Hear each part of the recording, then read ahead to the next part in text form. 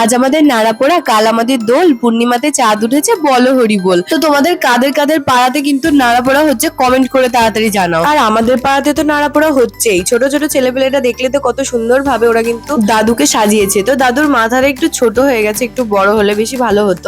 তো কি করা যাবে, ছোটই ভার পেয়েছে, বড় ভার আর পায়নি। আর ছোট ছেলেপেলেদের এরকম আনন্দ দেখে তো আমারও ছোটবেলাকার কথা মনে পড়ে যাচ্ছে।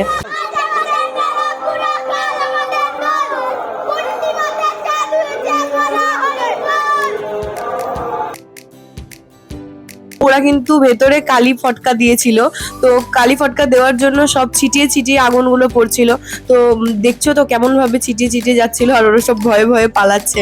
ওদেরই বুদ্ধি কিন্তু, মানে দাদুর ওই পেটের ভেতরে ওই কালি ফটকা দেবে, ওদেরই ওগুলো বুদ্ধি।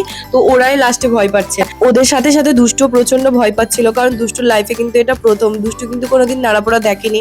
তো মিনি ব্লগটা এই পর্যন্ত, আজকের মতন টাটা।